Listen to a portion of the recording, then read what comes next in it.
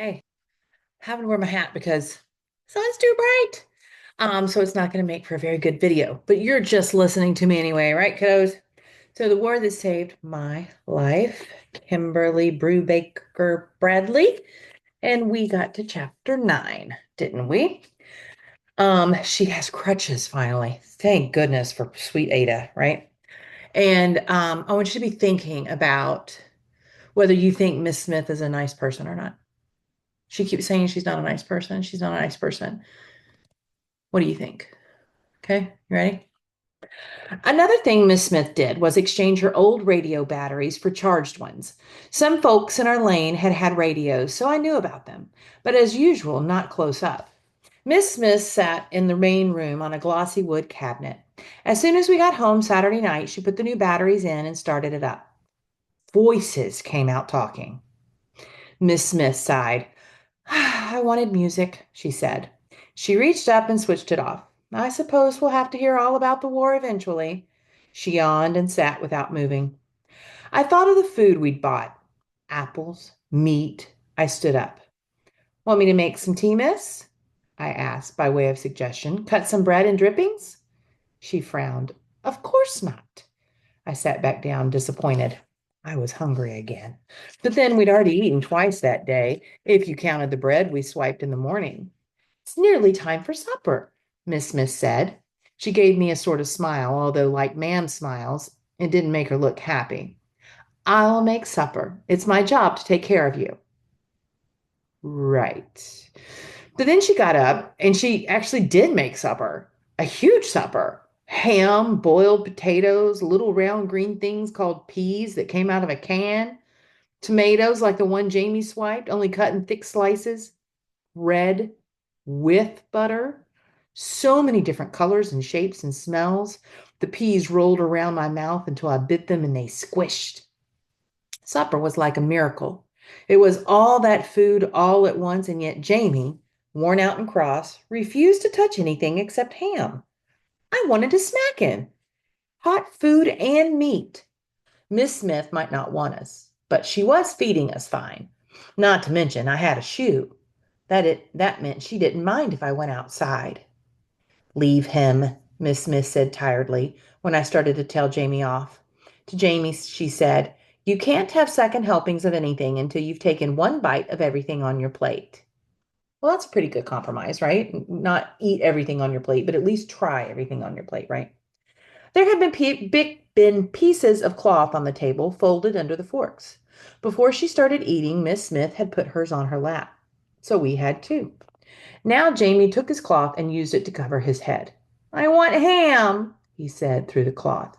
You may have more ham after you've tried a bite of everything, Miss Smith said. You're allowed to dislike food, but not before you've tasted it. And get that napkin off your head. Jamie hurled his plate against the wall. It shattered. Miss Smith screamed. I tackled Jamie. I grabbed a piece of tomato off the floor and smashed it between his lips. He spat it at me. Eat it! I roared. I grabbed peas and shoved those down his gullet. He choked and gagged. Miss Smith yanked me loose. Ada! She said, Ada, stop it. You'll hurt him. Hurt him? When it was him disobeying? Bedtime, Jamie. Miss Smith grabbing his flailing arm. Bathed in bed. She pulled him off the floor and carried him kicking and screaming up the stairs. I'll kill him, I thought. I'll murder him for acting this way. I found my crutches and got to my feet. I picked up the broken pieces of plate and the food scattered across the floor. I wiped up the water I'd spilled when I knocked over my glass. I could hear Jamie screaming upstairs.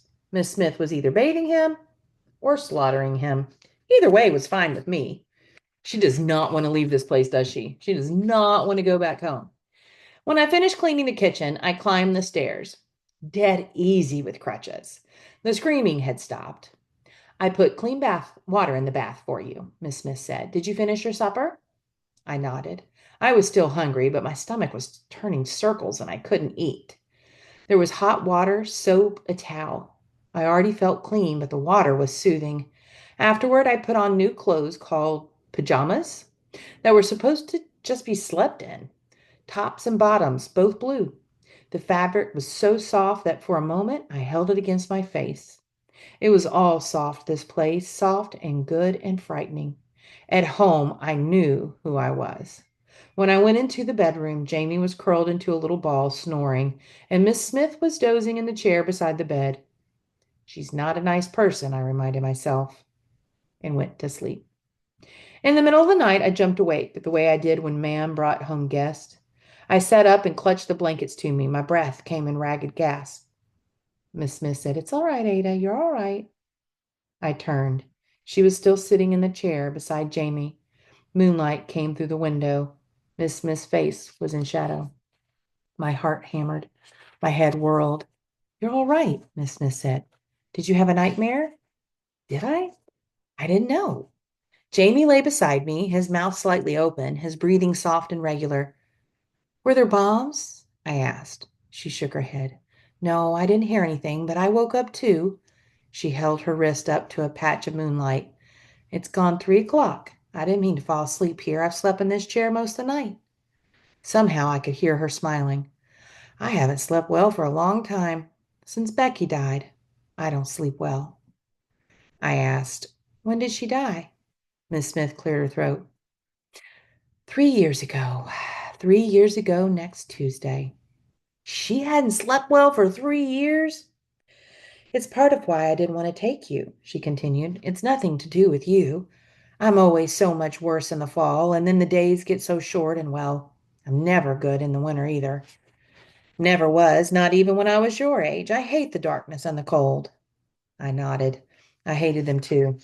In winter, chilblains covered my hands and feet, and they itched and burned like crazy. I asked, "Was Becky your kid?" "My kid?"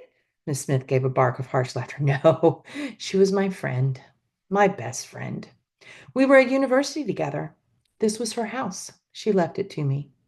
"And butter?" I said, remembering. "She gave me butter long before she died. She wanted me to like horses the way she did. It didn't take." "What killed her?" I asked. "Pneumonia. That's a sickness in the lungs." I nodded. Talking to Miss Smith had helped my panic subside. I unclenched my hands from the blanket and lay back down. "You could sleep here," I said to Miss Smith. Jamie was in the middle of the bed, so there was room on her side. She shook her head. "No, well, maybe, just this once." She slid in beside Jamie and pulled the blankets over herself. I pulled my end over myself, feeling again the unexpected softness, the warmth. The next thing I knew, the room was full of light. The sound of church bells were coming through the open windows, and Miss Smith was saying, "Oh, Jamie, you wet the bed." He never did at home. I remembered the surly salesman who'd complained about his evacuees bedwetting, and I gave Jamie such a glare that he burst into tears. "No matter," Miss Smith said, though she looked annoyed. "And it'll all wash. Maybe we'll buy a rubber sheet in case it happens again." She was all the time having to buy stuff, I said, mostly to ease my worry. "Of course, you're rich." Of course she was, with the posh house and all the food, not to mention a bank to hand her money. "Oh, far from it," she replied. "I've been living off the sale of Becky's hunters." She stood up, stretching. "What's with those blasted bells? Have we slept that long? I suppose I should be taking you to church. That's what a decent guardian would do." She shrugged. "Too late now." Downstairs she made tea. She told Jamie to put the radio on. A deep, sonorous voice came out of it, very solemn and slow. Something about it made Jamie and me sit to listen. Miss Smith came in from the kitchen and perched on the edge of the chair. The voice said, "As the Prime Minister announced just a short time ago, England and Germany are now at war." The church bells had gone silent. Jamie said, "Will they bomb us now?" said Miss Smith. And Miss Smith nodded and said, "Yes." At least she's honest with them, right? Like a lot of parents or guardians don't tell the truth when it's scary. Chapter 10. Up until then, that morning, I'd forgotten about the bombs. They were supposed to be in London, not here at Miss Smith's house. But even so, I'd forgotten them. You wouldn't think you would forget a thing like bombs. The squelchy feeling swirled in my stomach again. "What do they mean we're at war?" I asked. "Weren't we already? We're here." The government evacuated cities ahead of time, Miss Smith explained. They knew the war was coming, just not exactly when. If they knew it was coming, they could have stopped it, I said. Miss Smith shook her head. You can't stop Hitler without a fight. Don't worry, Ada. You'll be safe and your mother will be safe, and I'm sure we'll be able to go home soon. The way she said it with a fake smile told me she was lying. I didn't know why she would lie. I hope not, I said before I thought. I bit back my next words, which were, I'd rather be here. Miss Smith looked startled. She seemed about to say something, but before she could, Jamie began to cry. I want to go home, he said. I don't want a war. I don't want bombs. I'm scared. I want to go home. When I thought of going home, I couldn't breathe. Home was more frightening than bombs. What was Jamie thinking? Miss Smith sighed. She took her handkerchief and wiped the tears and snot off Jamie's face. No one's asking us what we want, she said. Come, let's have something to eat. After we ate, Miss Smith sat beside the radio, looking distant and unhappy. Miss, I said, have they started bombing yet? She shook her head. Not yet. The sirens went off in London, but it was just a drill. I perched on the edge of the chair beside her. The voice on the radio droned on. Miss, I said, what are hunters? She looked up as though half asleep. What? I repeated the question. You said you were living off the sale of Becky's hunters, I said. I knew about selling things. There was a pawn shop down our lane, and when work at the docks was slow, women took things there. Hunters are an expensive type of horse, she said. Becky had 2 of them. We could eat less, I said. Jamie and me, we're used to it. Miss Smith's gaze sharpened. Of course not, she said. Her voice took on an edge that made me swallow. You aren't to worry about that. I'll handle it, or Lady Thornton will. You'll be looked after. It's just you're not to worry, she said. It's a beautiful day. Wouldn't you like to play outside? But Jamie was already out there. I nodded, took my crutches, and went. Butter grazed far across the field. Butter! I called, sliding over the pasture wall. He raised his head, but didn't come to me. I lay down. The field was fascinating. Grass, dirt, flowers, little flying bugs. I rolled onto my stomach and stroked the grass, sniffed it, pulled it out of the dirt, scooted forward to examine a white flower. Eventually, I felt a whoosh of breath against my neck. I rolled over, laughing, expecting Jamie, but it was Butter. He sniffed my head, then stepped aside, grazing. I watched his feet and how he moved them and how his long yellow tail swished flies away. The sun was high and then it was lower, and the air grew chilly. Supper! Miss Smith shouted from the house. When we came in, she gave me an eye and said, Have you been rolling in mud? I didn't know what she meant. Never mind, she said. Don't look so stricken. You'll wash. Jamie shouted, Another bath? Sit and eat, Miss Smith said. Yes, a bath. You can plan on having a bath every night while you're here. Every night? Mud or not, I felt cleaner than I'd ever been. I don't mind you getting dirty, Miss Smith said, but I won't have mud on my sheets. Jamie and I looked around. There were lots of things whose names we didn't know, and clearly she did mind our getting dirty, or at least a little. Finally, I said, Miss, what are sheets? Sheets were the thin white blankets on the bed. Supper was something called soup that came in bowls. You were supposed to drink it from spoons, not from the bowls themselves, which seemed like too much work. But I was hungry and the soup was salty and had bits of meat in it, so I did as I was told. Jamie refused to eat it all. If you want to go to bed hungry, you certainly may, Miss Smith said. Soup is all I've made, and soup is all there is to eat. This was a lie, and we knew it. Her cupboard had all sorts of foods, but Jamie'd gone to bed hungry before. It wouldn't kill him. At night, he'd cried into his pillow. In the morning, he'd wet the bed again. I want to go home, he said. I want to see Billy White. I want to be like always. I want to go home. I didn't. Not ever. I had run away once, and I'd run away again. Chapter 11. The next week, 3 things happened. First, Miss Smith spent most of each day either sleeping or staring dully into space. On Monday, she made meals for us, but did nothing else. On Tuesday, she didn't even get out of bed. I'd watched her cooking on her range enough to understand how it worked, so I fed Jamie and me. Mid-afternoon, I made Miss Smith some tea. Jamie carried it up the stairs for me, and we took it into her room. She lay on her side, awake but staring at nothing. Her eyes were red and swollen. She seemed surprised to see us. "I've abandoned you," she said without moving. "I told Lady Thornton I'm not fit to care for children. I said so." I set the tea on the table by her bed. "Here, miss." She sat up. "You shouldn't have to take care of me," she said. "I'm supposed to be taking care of you." She took a sip, and fresh tears sprang to her eyes. "You've sugared it," she said. That was how she took it. One sugar, no milk. I'd watched. "Yes, milk." "Yes, milk." "Yes, miss," I said, ducking a little in case she tried to smack me. "Not much, though. There's plenty of sugar left. I didn't take any, though I'd let Jamie have some." "I'm not going to hit you," she said. "I'd wish you'd understand that. I'm neglecting you, certainly, but I won't hit you, and I don't care what you eat. It was thoughtful of you to sugar my tea. It was thoughtful of you to bring me tea in the first place." "Yes, miss," I said. "Thoughtful. Good or bad?"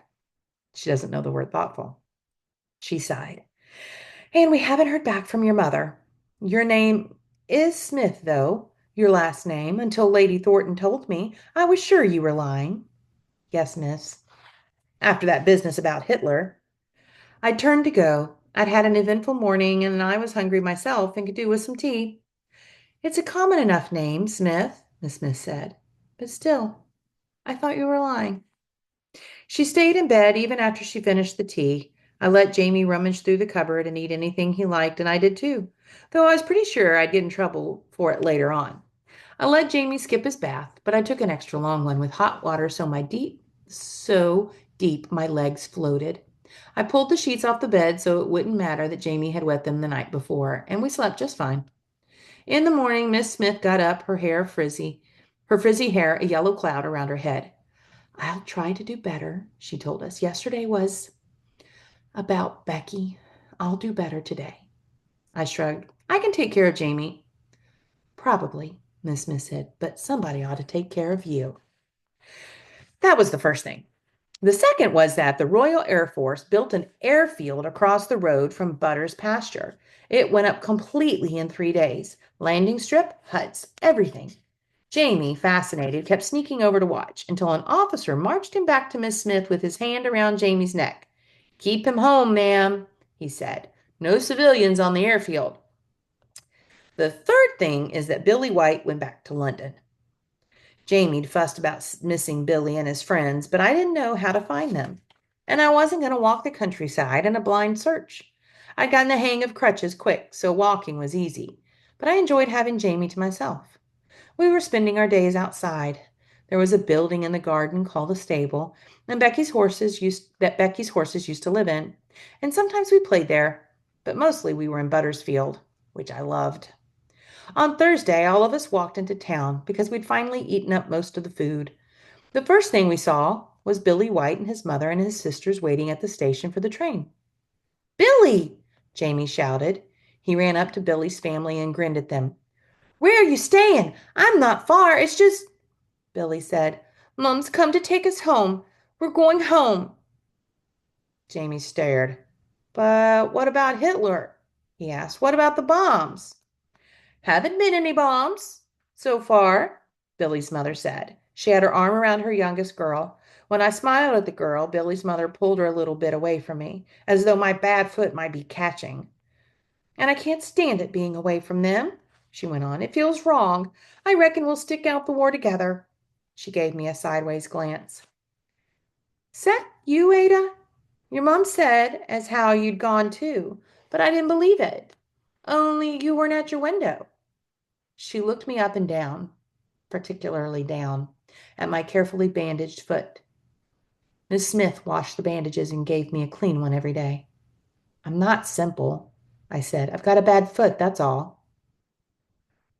"I don't know," Billy's mother said, still shielding her daughter. "Your man I've written to her, Miss Smith said, coming up behind us, but perhaps you could take a message to her too. The doctor says, Billy interrupted. I hate it here, he said. The people that took us, they're mean as a bunch of starved cats. I hate it here too, Jamie said.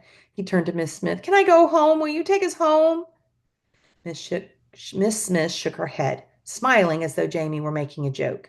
I've never even been to London, she said. I wouldn't know where to go. Home, Jamie insisted. Where's Stephen? I asked. Billy's mom scowled. He won't come, she said. Thinks he's important, he does. She gave me another odd look. I'm not surprised to see you out with ordinary people. I thought they'd put you in a asylum. From the tone of her voice, it was clear she thought I should be locked away.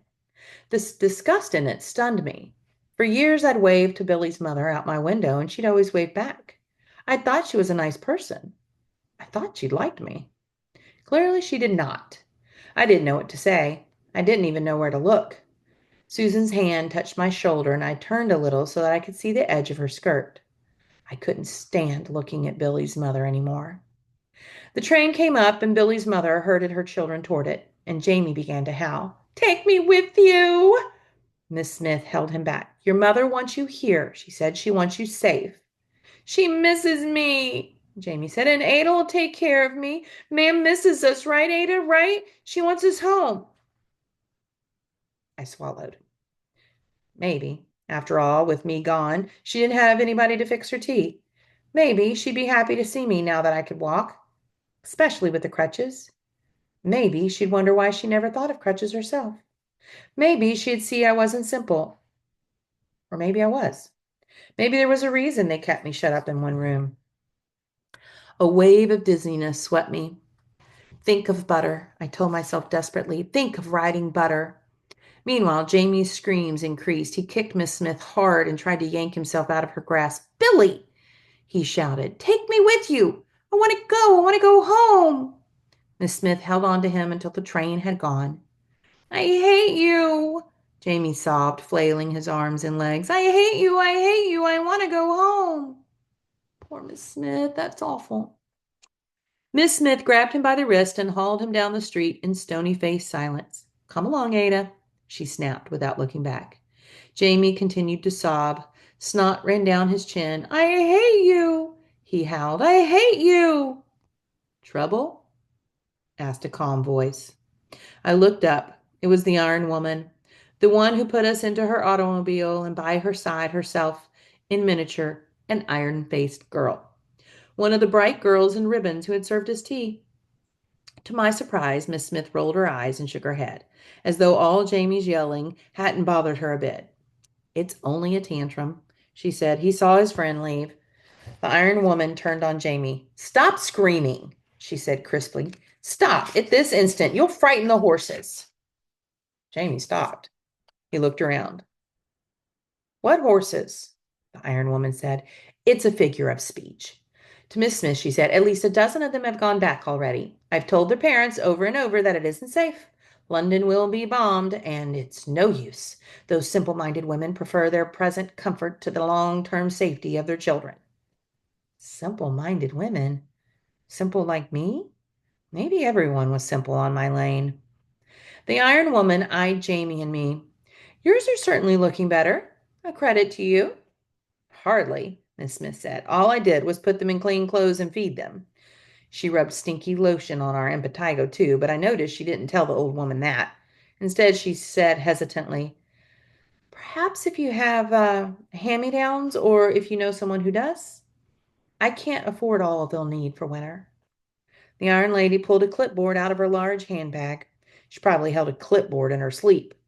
Of course, she said, writing something down. I'm organizing a used clothing collection in town. We don't expect you to be able to cover clothing out of the allowance. They were supposed to bring their own. Well, never mind. They should have come with more than they did, obviously. Her iron-faced daughter was staring at my bandaged foot.